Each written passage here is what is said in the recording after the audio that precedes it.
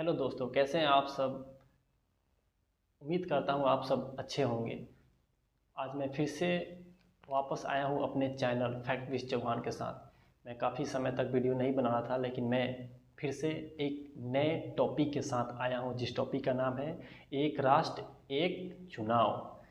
आप सभी ने सुना होगा न्यूज़ के थ्रू या चैनल के थ्रू या कोई भी किसी के माध्यम से शायद आप लोग ने सुना होगा, उम्मीद करता हूँ। चलिए आइए समझते हैं इसके बारे में, एक राष्ट्र और एक चुनाव है क्या। पहली बात तो ये है कि पहले इसके बारे में समझ लेते हैं कि एक राष्ट्र और एक चुनाव है क्या। एक राष्ट्र एक चुनाव का मतलब है, भारत सरकार बात कर रही है एक राष्ट्र एक चुनाव की अवधारणा को किसी एक समय एक साथ कराए जाने की की जा रही है। मतलब लोकसभा और राज्य विधानसभा की चुनाव को कराए जाने की बात की जा रही है, जो कोई एक समय या निर्धारित सीमा उसके भीतर ही कराए जाने की बात की जा रही है। और ये तो पहली बार नहीं है जो कराए जाने की की जा रही है इस चुनाव को। अगर हम हिस्ट्री को उठाकर देखें तो हिस्ट्री में 1967 तक एक राष्ट्र एक चुनाव की जाती थी। मैं आपको एग्जाम्पल देता हूं कुछ, जैसे कि 1952, 1957, 1962 और 1967 तक एक राष्ट्र एक चुनाव की जाती थी। और आखिर प्रॉब्लम उस समय क्या हुआ, कुछ ऐसे समय आए जिसके वजह से इन विधानसभा और लोकसभा की चुनाव को अलग अलग कर दिए गए। जैसे कि मैं आपको एग्जाम्पल बताता हूँ, 1968 और 1959 में कुछ विधानसभा के चुनाव के अंतर्गत ही उस चुनाव को रद्द कर दिए गए, भंग कर दिए गए, कुछ कारणवश भंग कर दिए गए, जिसके वजह से फिर 1970 में लोकसभा की जो चुनाव होने वाली थी उस समय भी लोकसभा के चुनाव को भंग कर दिए गए। और फिर 1971 में लोकसभा की अगेन फिर से चुनाव कराई गई और उस समय से ये अलग अलग हो गया, लोकसभा और राज्यसभा के चुनाव अलग अलग होने लगा। मैं आपको बता देता हूँ उसके बीच की काफ़ी ज़्यादा दूरी है, मतलब बहुत ज़्यादा अगर बात करें तो काफ़ी ज़्यादा लेंदी बातें हैं। खैर इस मुद्दे पे बात करते हैं, वो अलग की बात हो जाएगी। खैर हम लोग इसके पक्ष और विपक्ष की बात करते हैं। चलिए आइए समझते हैं पहले पक्ष की बात। एक राष्ट्र और एक चुनाव से क्या पक्ष में बात की जा सकती है। पहली बात, भारत में हर साल कहीं ना कहीं एक नए चुनाव कराए जाते हैं, जिससे भारत के जो खजाने हैं उसके वित्तीय पे बोझ हो सकता है। मतलब अगर ज़्यादा चुनाव कराए जाते हैं, अगर ज़्यादा चुनाव होता है इस देश में, तो कहीं ना कहीं सरकार को इस मामले में प्रॉब्लम फेस करना पड़ता है, पैसे के मामले में, और ज़्यादा खर्च भी होती है। नहीं, दूसरी बात, एक साथ चुनाव कराए जाने के फायदे ये होंगे कि उस समय जब चुनाव होगी उस समय पैसे कम खर्च होंगे, तो ये काफ़ी अच्छी बात है। अगर मान लेते हैं अगर एक बार चुनाव कराई जाती है तो पैसे बचते हैं, तो अगर उस पैसे को बचा करके अगर देश की डेवलपमेंट पे बात की जाए, अगर उस डेवलपमेंट के लिए पैसे खर्च किए जाए तो काफ़ी ज़्यादा अच्छी बात है ना। नहीं, चलिए तीसरी बातें सुनते हैं। तीसरी बात ये है, जब चुनाव होती है तो एक साथ जितने भी चुनाव कराए जाते हैं, नहीं जो चुनाव होती है तो उस समय जितने लीडर्स लोग होते हैं, जो उम्मीदवार लोग होते हैं, जो खर्च करते हैं अपने प्रचार के लिए, तो उस समय काफ़ी ज़्यादा उनके पैसा खर्च होते हैं वो प्रचार के लिए। तो ये कहीं ना कहीं एक देखा जाए तो ये निगेटिव थिंग्स है हमारे डेवलपमेंट, हमारे देश को विकास की तरफ नहीं बल्कि ये दूसरे दिशा में लेके जाएंगे। अगर एडवर्टाइजमेंट के लिए स्टॉप की जा रही है, अगर बचाया जा रहा है तो अच्छी बात है ना। ये तो बहुत अच्छी बात है कि अगर हम उस एडवर्टाइज को ना करके हम खुद अपने डेवलपमेंट, इस देश के डेवलपमेंट पे बात करें, डेवलपमेंट पे पैसा खर्चा करें, वो तो ज़्यादा बेहतर होगा इसके कंपेरिजन। चलिए अगली पॉइंट देखते हैं। जब चुनाव कराए जाते हैं उस समय आचार संहिता लागू की जाती है। आप सभी को पता होगा धारा 144 जिस समय चुनाव कराई जाती है या कोई भी दंगा फसाद हो तो उस समय धारा 144 लागू होता है हर एक देश में। नहीं, धारा 144 इस देश में धारा 144 लागू तब की जाती है जैसे कोई चुनाव हो गया, दंगा फसाद ना करे, कोई हिंसा भड़काने की कोशिश ना करे, एक दूसरे के बीच लड़ाइयाँ ना हो, उसकी वजह से धारा 144 लागू की जाती है जिससे देश की शांति बने रहे। तो ये अच्छी बात है। ये कहीं भी और किसी भी समय अगर सिचुएशन बदलती है तो उस समय कराई जा सकती है, ये लागू की जा सकती है। अगली बात, और ये सबसे महत्वपूर्ण बात है कि जब चुनाव कराए जाते हैं उस समय हमें आर्म फोर्सेस, जितने जो फोर्सेस लोग होते हैं, बिहार पुलिस के हो गए या आर्मी के लोग हो गए या बीएसएफ के जवान हो गए, उस समय लोगों को भेजा जाता है जगह वहाँ कहीं भी, जैसे चुनाव या मान लेते हैं ना कहीं वोटिंग हो रहा हो, नहीं तो वहाँ के जो सिस्टम होता है वहाँ के लोग इस सिस्टम को तोड़े ना, भड़काए ना, किसी हिंसा को भड़काए ना, मारपीट ना करे, उसके लिए वहाँ पुलिस को तैनात की जाती है उसके सुरक्षा के लिए। इससे ये समझ में आता है कि अगर चुनाव जब होता है तो काफ़ी ज़्यादा फोर्सेस का उपयोग किया जाता है और बहुत लोगों को भी परेशानी होती है इस बीच में। तो ये अच्छी बात है कि जब अगर चुनाव एक साथ की जाएगी तो काफ़ी ज़्यादा फोर्सेस की ज़रूरत पड़ेगी वहाँ पे। नहीं, चलिए अगली बात देखते हैं। ड्यूरिंग इलेक्शन, जैसे चुनाव होगी ना, जैसे चुनाव होता है उस समय क्या होगा, अगर बड़े पैमाने पे अगर फोर्सेस को भेजे जाते हैं, हर एक क्षेत्र में फोर्स को भेजे जाते हैं, तो उस समय ये होगा कि अगर कोई आतंकी हमला करने की कोशिश कर रहा हो, अगर देश में हिंसा फैलाने की, कोई बमबारी करने की अगर कोशिश कर रहा हो, तो उस समय इस मामले में कोई आतंकी हमला नहीं कर पाएगा। क्यों नहीं कर पाएगा? क्योंकि हर एक क्षेत्र में, हर जगह वहाँ पुलिस तैनात होंगे। नहीं, तो ये तो सबसे महत्वपूर्ण बात, ये आखिरी बात थी और सबसे महत्वपूर्ण बात थी। चलिए अब आते हैं विपक्ष की बात पे, और विपक्ष पे कुछ पॉइंट रखते हैं। तो पहली बात ये होगा, चलिए अगले पॉइंट के बारे में बात करते हैं।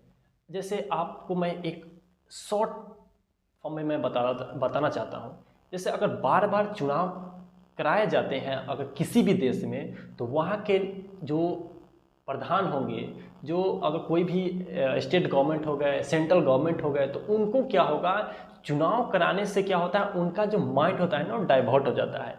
वो डाइवर्ट उसके तरफ हो जाता है जो चुनावी दौर चल रहा है, सिर्फ उसी के बारे में सोचते हैं कि हमें करना क्या है, कैसे करना है, कैसे जीतना है। बस सिर्फ वो अपने सेल्फ डेवलपमेंट के बारे में ही सोचते हैं। और उस समय होता क्या है कि देश के विकास के लिए वो भूल जाते हैं कि जब चुनावी बार बार कराए जाने की बात की जा रही हो, तो उस समय की जो कोई गवर्नमेंट होंगे, जो गवर्नमेंट अपने सेल्फ डेवलपमेंट, सिर्फ विकास के लिए बात करेंगे, अपने जीत के लिए बात करेंगे कि हमें कैसे जीतना है और नहीं जीतना है। बार बार चुनाव कराए जाने से ये एक अलग तरीके का नेगेटिव कर सकते। चलिए अगले पॉइंट के बारे में समझते हैं। और अगली बात ये है, जब एक साथ चुनाव कराए जाएंगे, एक बार चुनाव कराए जाएंगे, तो लोगों के लिए काफ़ी आसान होगा, जो वोट में प्रतिशत होगा वो बढ़ोतरी होगा, और लोगों को एक साथ वोटिंग करने में काफ़ी ज़्यादा आसानी होगी, और वो ज़्यादा माइंड डाइवर्ट नहीं होगा, और वो अपने ही जो भी उनका अपना मन पसंदीदा हो उनके लिए वोट कर सकते हैं। मैं आपको एक और पॉइंट बताता हूँ। जैसे 2015 में EM सुदर्शन ने बताया था कि ये काफ़ी अच्छी बात है अगर वन नेशन वन इलेक्शन को अपनाया जाए। उन्होंने अपना ओपिनियन दिया था उस समय। खैर, और इस बात को बहुत सारे लोगों ने निगलेक्ट भी किया, ये अलग की बातें हैं। नहीं, मैं आपको एक मुद्दा बताया हूँ। खैर चलिए अगली बातों को अब समझते हैं। ये तो मैंने समझ लिया पक्ष की बातें, और समझते हैं विपक्ष की बात। ओके, विपक्ष में फर्स्ट पॉइंट ये है, अगर नियमित चुनाव की जाती है, जैसे नियमित चुनाव, लगातार चुनाव हो रहा है, तो उस दौरान होता क्या है कि अगर लोगों की समस्या है, जैसे गरीबों की समस्या है, तो उस समय गरीब अपना गरीब अपना दुख दर्द अपने नेता को बताता है, और लोग कहते हैं कि हाँ मुझे इस चीज़ की ज़रूरत है, तो मुझे इस चीज़ की मांग पूरी की जाए। उस समय सरकार सुनते भी हैं इसकी प्रॉब्लम, जो भी गरीब की प्रॉब्लम हो वो गरीब की प्रॉब्लम सरकार सुनते हैं और उस समय क्या होता है, उनकी मांग को भी पूरी की जाती है।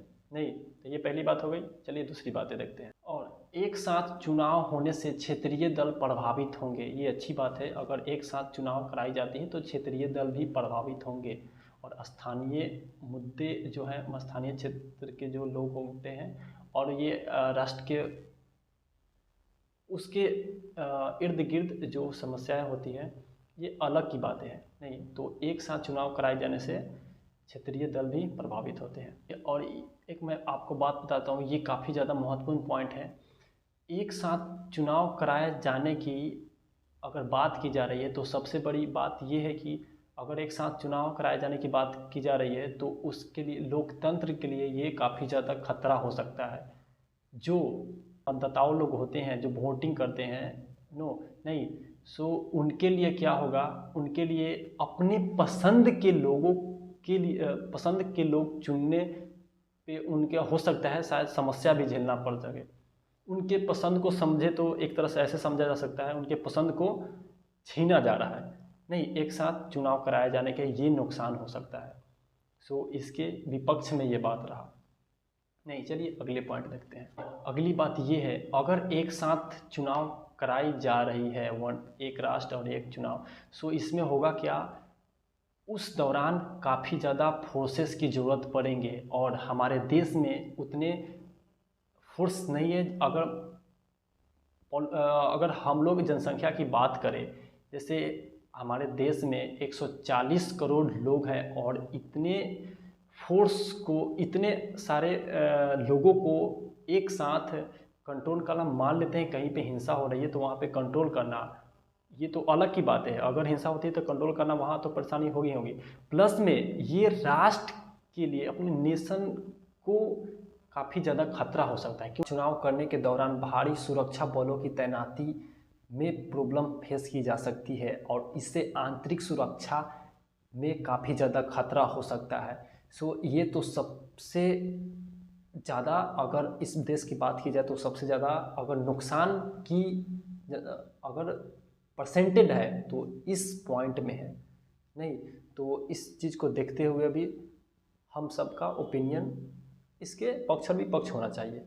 नहीं, चलिए अगली बात देखते हैं। पर इसके बीच अगर छेड़छाड़ की जाती है तो होगा क्या कि जो हमारे पूर्वजों ने जानबूझकर के इस लोकतंत्र को, इस चुनाव की प्रक्रिया को जानबूझकर के जानबूझ के नहीं कर सकते, अगर इसको अपनाने की प्रक्रिया जो बनाई गई है, अगर इसमें छेड़छाड़ की जाती है तो इसमें होगा क्या कि जो जनता है उनके पसंद को, उनके भावनाओं को छीनने की एक तरह से कोशिश किया जाएगा। उनके मनपसंद को, किसी चीज़ को चुनने की जो बारी होगी उनको ठोस पहुंच सकता है, उनको मौका नहीं मिल सकता है।